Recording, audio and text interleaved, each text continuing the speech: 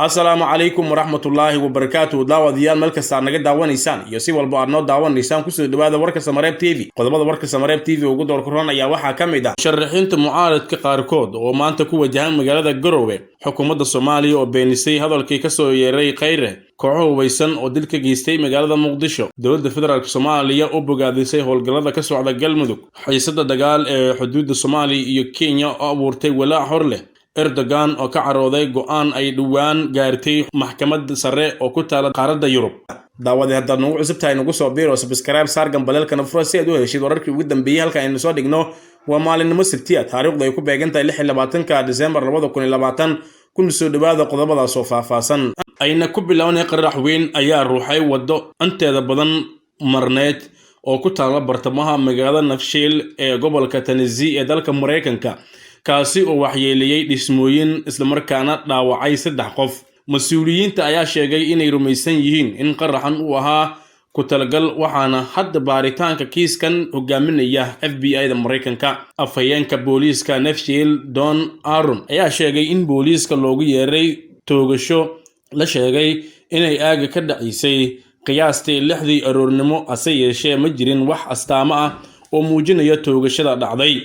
Saraakiisha ayaa markii ay tageen goobta arkay baabuur laga shakiyay, waxayna waceen cutubka halisaha qaabilsan, hase yeeshee intii ay sugayeen ayaa gaarigii qarxay. Khubarada amniga ayaa rumaysan in wicitaanka uu ahaa mid been abuur ah oo la doonayay in booliiska la isugu keeno goobta si kadib loogu qarxiyo. Aaron ayaa sheegay in 3 qof loo qaaday isbitaalka, inkasta oo midna aysan xaaladiisa halis ahayn.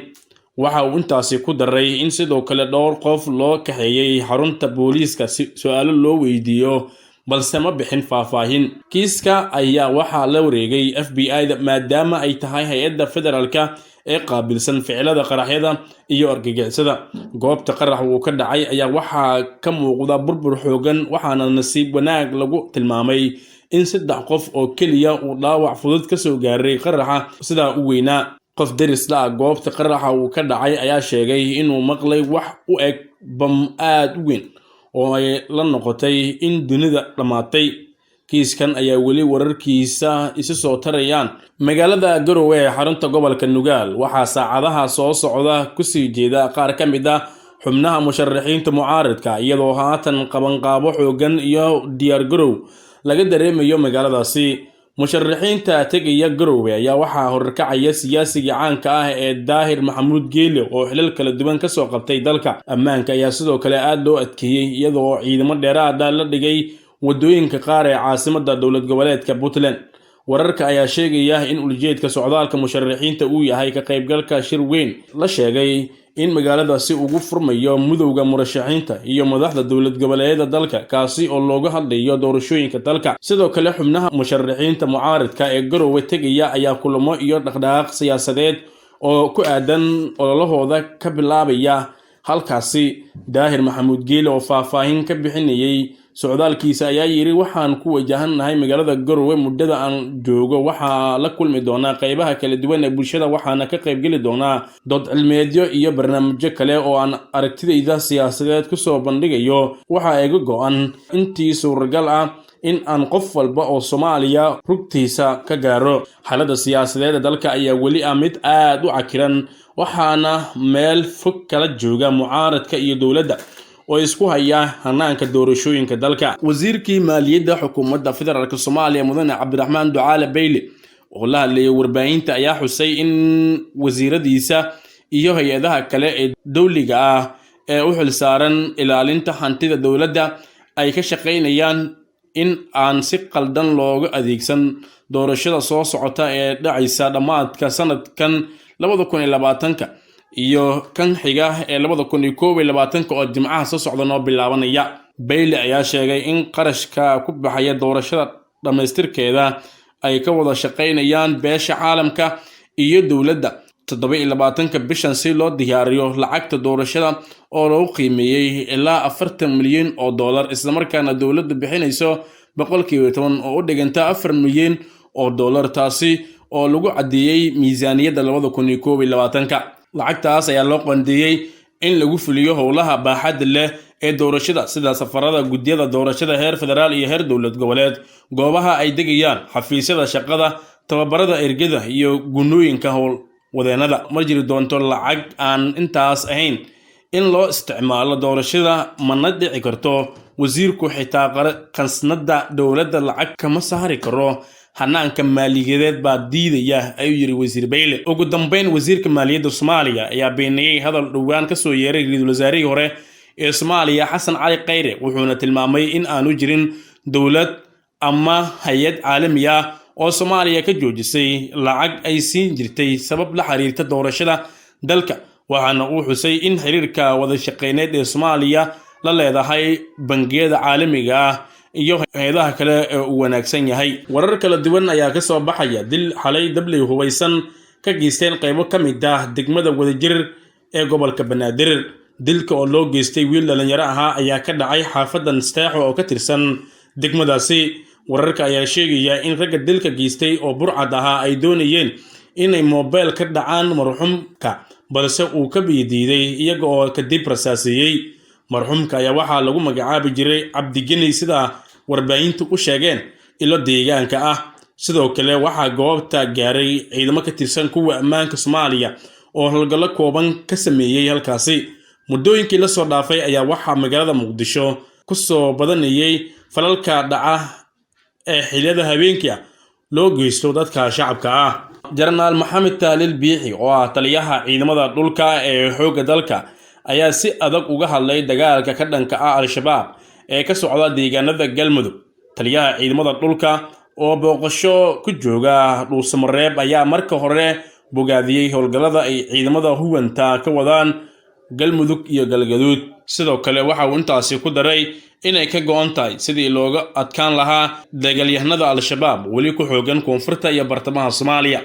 Hadalkan ayaa ku soo aadaya iyada oo muddooyinkii la soo dhaafay ciidamada xoogga dalka Soomaaliyeed qaybtooda 21aad iyo kuwa dowlad goboleedka Galmudug ay xoojiyeen howlgallada ka dhanka ah Al-Shabaab ee gobolada dhexe ee dalka. Guddiga doorashooyinka heer federaal ee lagu murunsan yahay ayaa 23kii bishan soo saaray jadwalka doorashada soo socota ee 2021 gaar ahaan kuwa aqalka sare iyo golaha shacabka baarlamaanka Soomaaliya.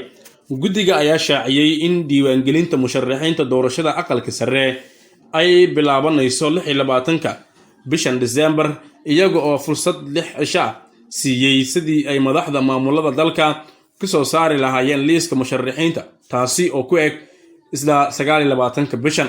Qoraalka ay soo saareen guddiga ayaa lagu sheegay in la soo hormarinayo doorashada xildhibaanada golaha aqalka sare oo ay qabanayaan baarlamaanka dowlad goboleedyada dalka sida ku cad habraaca doorashada iyo heshiiska golaha wadatashiga qaran.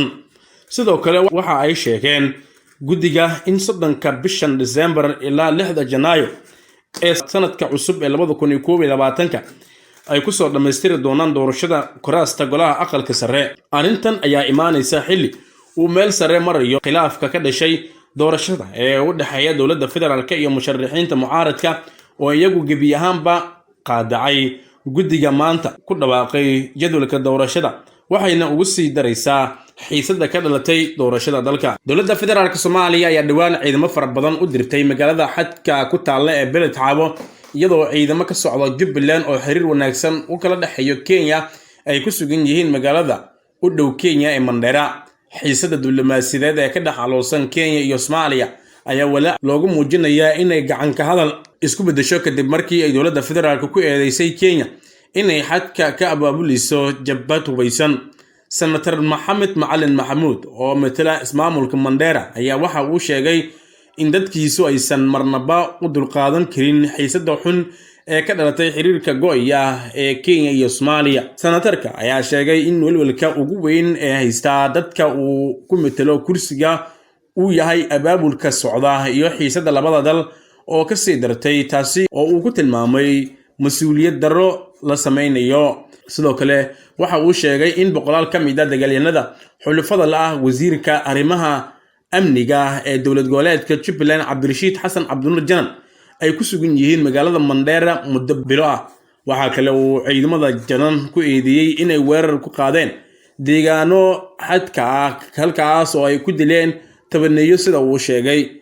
ugu dambeyntii waxa uu ku baaqay in la nooxo shacabka ismaamulkaas oo sheegay inaysan u dulqaadan karin in dushooda lagu dul dagaalamo sida uu hadalku u dhigay senator Maxamed Macalin Maxamuud. Dowladda Kenya ayaa horey loogu gudbiyay dalab ku aadan in deegaanka laga saaro ciidamada janan hase yeeshee ma jirto jawaab ilaa ay hadda ay ka bixisay cabashada shacabka iyo mas'uuliyiinta Mandera. Madaxweynaha Turkiga Rajab Tayyip Erdogan ayaa si kulul uga hadlay xukun ay soo saartay maxkamadda Yurub ee xuquuqda aadanaha ee ECHR kaasi oo ay xukuumadda Ankara ku faraysay in si degdeg ah xabsiga ugu sii dayso siyaasi caan ah oo Kurdish ah. Erdogan ayaa si caro leh uga hadlay xukunkaasi isagoo sheegay in ECHR ay difaacdo xuquuqda argagixisada oo kaliya kadib markii uu Dimitris oo ah ninka ay maxkamadda dalbatay in la sii daayo u xirtay Ankara arrimo la xiriira argagixisanimo. Salahatin Demirtas ayaa Erdogan waxa uu sheegay in mas'uul ka ahaa dhimashada 10 qof intii uu socday dibadbaxyo dhacay 5 sano ka hor xilli uu hadal u jeedinayay xildhibaanada baarlamaanka ee xisbigiisa. Madaxweyne Erdogan ayaa sidoo kale ku eedeeyay Demirtas inuu xiriir la leeyahay kooxo sharci darro oo Kurdishka ah. Demirtas oo ah siyaasi caan ah oo Kurdish ah ayaa wajahaya 142 sano oo xabsi ah taasi oo ku mutaystay falal la xiriira argagixiso oo ay ku eedeysay xukuumadda Ankara hase yeeshee uu iska beeniyay eedahaasi. Salahuddin Demirtas ayaa waxa uu hogaamiye ka ahaa xisbiga labaad ee ugu weyn Turkiga ee loo yaqaano HDP ka hor inta aan xabsiga loo taxaabin bishii November ee sanadkii 2016 wuxuuna 2 mar madaxtinimada kula tartamay madaxweyne Erdogan. Maxkamadda Yurub ee xuquuqda aadanaha ee magaalada Strasbourg ayaa maalintii Talaadada soo saartay xukun ay ku sheegtay inuu sharci darro u xiran yahay Demirtas muddo 4 sano isla markaana lagu xadgudbay xuquuqdiisa aasaasiga iyadoo oo dalbatay in si degdeg ah loo sii daayo. Intaas ayaan ku soo afmeerina war waxay dalkii daafaca caalamka naga soo gaaray oo aad kala socoteen Samareeb TV. Antaan warkan warka xiga ayaan ku kulmi doono waxaan kaga tageynaa amaana Allah.